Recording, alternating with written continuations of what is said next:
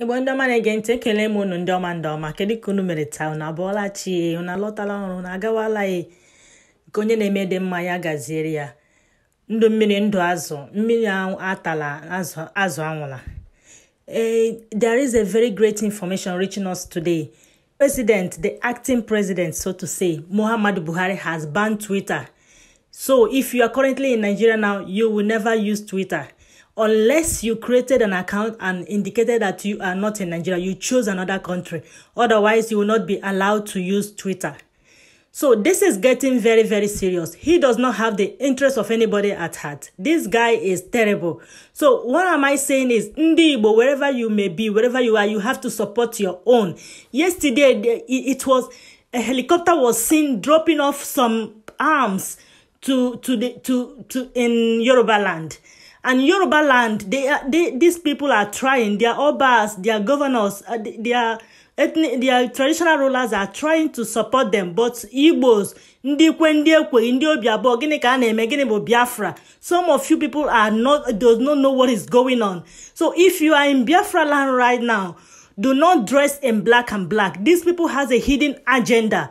If you dress in black and black, be it suit, be it you said you're acting a big girl, you want to wear black and black from head to toe, they are going to gun you down.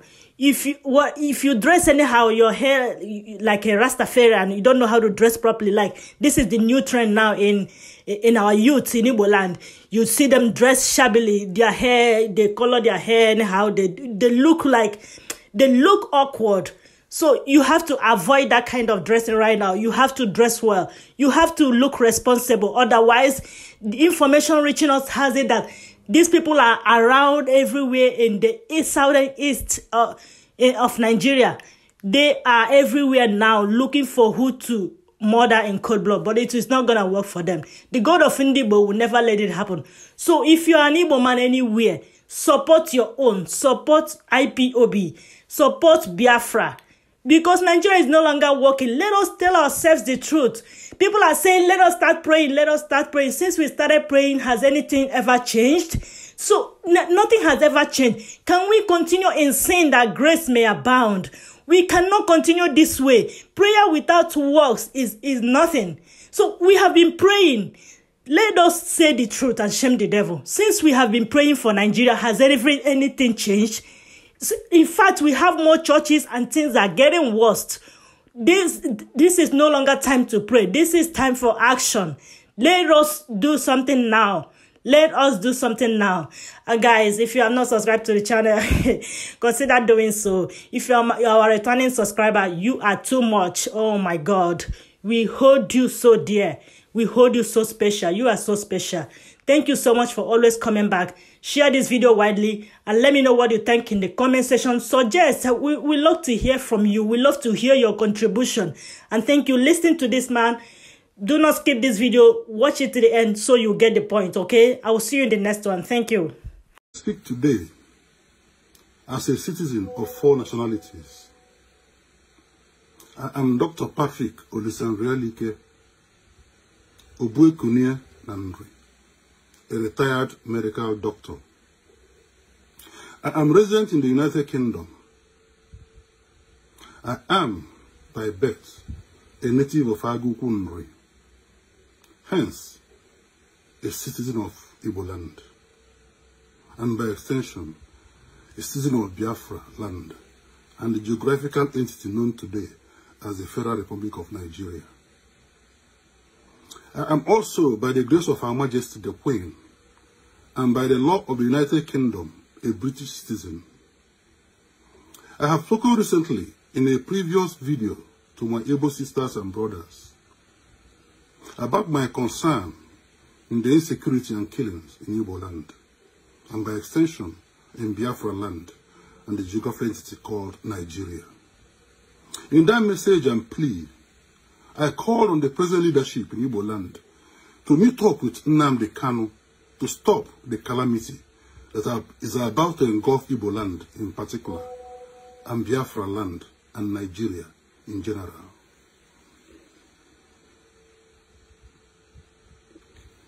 As of today, the wanton killings and destruction of property has continued. Today, which is the 3rd of June 2021, I am speaking as a concerned elder, ready to help in the emergence of a new leadership in Igbo, Biafra land, and Nigeria in general. Before going further, I wish to extend my sincere condolences to all families in Nigeria and Igbo land, and Biafra land in particular, for the loss of their loved ones who died since the British peacefully gave us independence in 1960. This was due to the mismanagement of that federation by the successive leaders, which has continued, unfortunately, till today. May their souls continue to rest in peace. To my fellow Igbo, as I earlier said, I speak to you today as an elder. As I said before in my previous video, it is an abomination for an elder to be present while a pregnant goat delivers on a leech.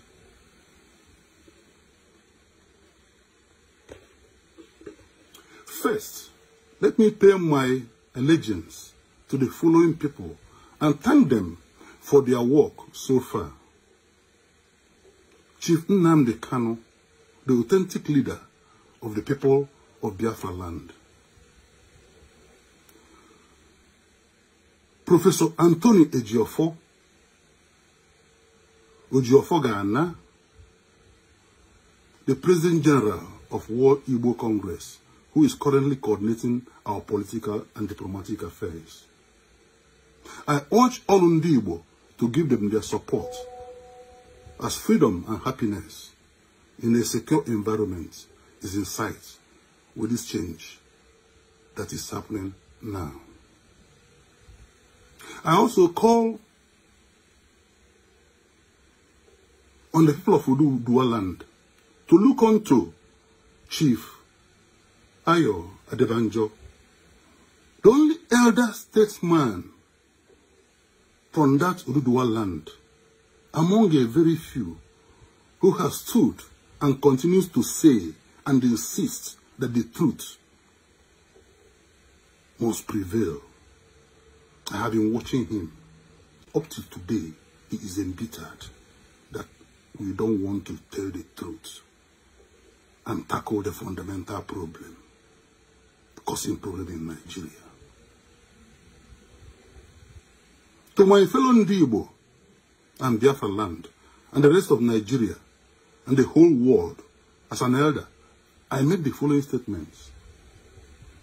The extrajudicial and terrorist killings, humiliations, and other atrocities committed in Igbo land is completely unacceptable to Igbo. And as it continues to go on today, we can no longer accept it. I therefore ask the terrorist herdsmen remaining in Igbo land to vacate and leave our land immediately. I also urge the commanders of the armed forces of Nigeria to withdraw their forces who are involved in extrajudicial killings and terrorizing of our people. We do not want war in Igbo land, but we are not afraid of one, as we cannot sit idle and be killed by a bunch of terrorists and undisciplined armed forces. The issue of justice, I hope, for these crimes will be sorted out in due course by the normal process of international and local justice system. Ndi Igbo and at home and abroad, especially the youths, have lost totally their confidence and trust to the current so-called leadership, especially the politicians, with the exception of very few in Igbo land. Also, the leadership of Haneze Ndi Igbo have failed woefully. I am not here to apportion blame, but to seek a new way forward in leadership. Yes, Some of them have wittingly or unwittingly been bought over by the Hydra-headed monster I mentioned in my last message. Others may have been cowed down, afraid or timid to talk and provide good and effective leadership. Yes, this speech may come to most of you as a surprise, but I have decided to act the script in my previous message and reassure Ndigbo that we still have elders and leaders with conscience who are willing to lead and provide appropriate and bold leadership at this time. At this time, we are at a crossroad. We have spoken a lot of grammar in the social media, held a lot of meetings in Nigeria by many stakeholders, but the killings and insecurity continue because many people do not want to say or hear the truth. The major issue continues to be swept under the carpet. This is now the time to act and stop agonizing. I hope in this very immediate future, a new leadership will emerge, especially to replace the ineffective Ohanaeze Ndigbo, and across the entire Biafra land, and hopefully the rest of Nigeria. As inhabitants of this historical territory, we must live in peace, develop and progress as other developed nations. I do hope to join Nnamdi Kanu and Professor Ejiofor as the third foot of the current stool of leadership to stand effectively and stable to oversee this peaceful process instead of war.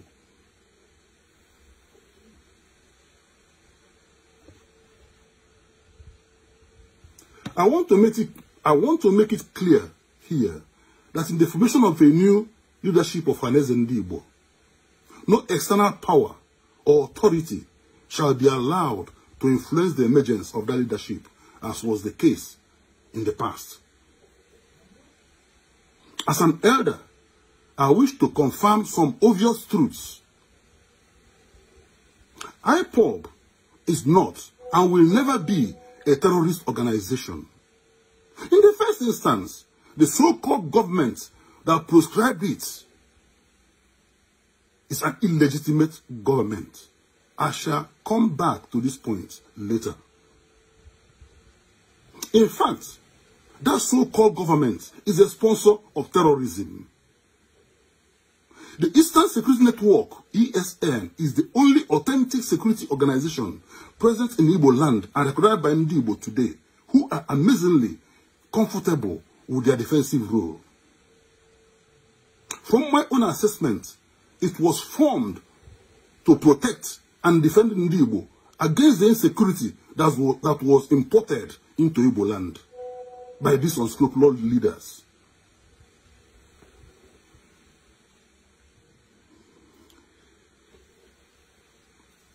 This security network is not interested in killing or terrorizing anybody who is not involved in the killing, terrorization, or humiliation of Ndigbo. To my fellow citizens of Biafra land, I wish to urge you to accept fully and support Nnamdi Kanu to help us usher in a new dispensation of governance across Biafra land and the rest of the territory called Nigeria. I can today assure you that this new dispensation shall be based on hope, not fear, true democracy, rule of law, and meritocracy.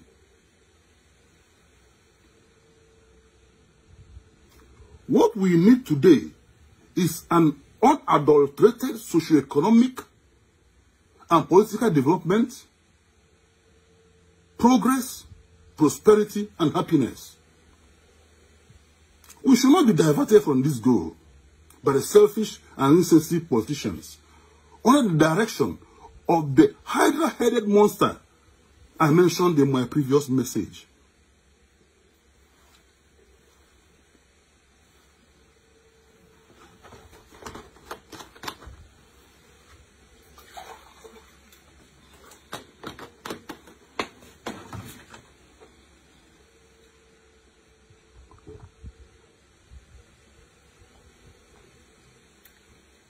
Excuse me. For my Nigerian compatriots, the Yoruba, the Hausa, and other nationalities, this is the real truth we must face to solve our problem. The current 1999 constitution, under which we are being ruled, not governed, is illegitimate. It was founded on a lie and imposed on us by the military. This military is now almost taken over by this hydra-headed monster I mentioned previously. Therefore, all the governments based on this illegitimate constitution are illegitimate and not binding to any lawful citizen and indigene of this geographical entity called Nigeria. Therefore, we do not need any permission from any authority to arrange and meet to dialogue with no attached conditions as to answer two basic and fundamental questions in the formation of a nation of any type of configuration. Should all the nationalities in this geographical entity called Nigeria live as one nation? That is the first question. If the answer is yes, we can then start the second discussion. And that is, what form of fundamental document shall guide the structure and functions of this particular union? What will be the configuration of this union? We must agree to either live together in peace as a nation, or multiple nations tied together in a very weak center because of the accident of our history.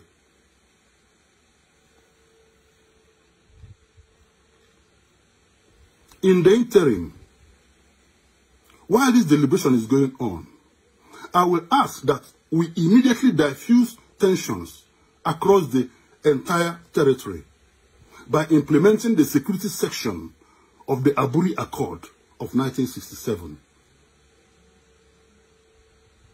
This calls for the establishment of independent regional commands of all the armed forces, including the police, made up of all indigenous personnel of such forces, and under the command of the new regional leadership that will emerge from the people, which is already obvious in the case of Biafra land or the Eastern region. I am calling all Nigerians to come out boldly and support these my peaceful submissions. We have no choice. Please, let us stop killing ourselves to the aggrandizement of a very few of us. And let us stop this hydra-headed monster from taking over the whole Nigeria. Yes, we can. Yes, we can do it. I am calling now also on Chief Ayo Adebenjo, as I mentioned before, an elder statesman who is among the very few Yoruba leaders and elders saying the truth, to organize his own people of Oduduwa land and join us as we move forward. I know there will be many questions raised from this speech, but the answers are there. Trust me, other people and I shall provide them in due course. To my fellow British citizens, our mother, Her Majesty, the Queen, I urge you to join me to impress on Her Majesty's government to wade into this Nigerian problem, as I have discussed, and as is obvious today. Give us your wholehearted support to come out victorious from this problem. A safe, secure, and prosperous new dispensation in this accidental territory called Nigeria will be more beneficial to the United Kingdom than the present one founded on a lie called the Nigerian Constitution of 1999. Finally, I appeal to the government and people of the United States of America, the EU, to please come to our aid and assist us. We, the people, are looking up to you to do so. Please, do not wait for any government invitation. For what we have today in Nigeria is an illegitimate government and not government of the people. And they are the cause of the insecurity and backwardness in that territory. It is said that a stitch in time saves 9. Please, let us not forget Afghanistan and 9/11 and what that cost the Americans. Please, do not stay quiet and watch this territory called Nigeria turn into another Afghanistan. Thank you so much for watching and listening to this video and my submission. God bless you.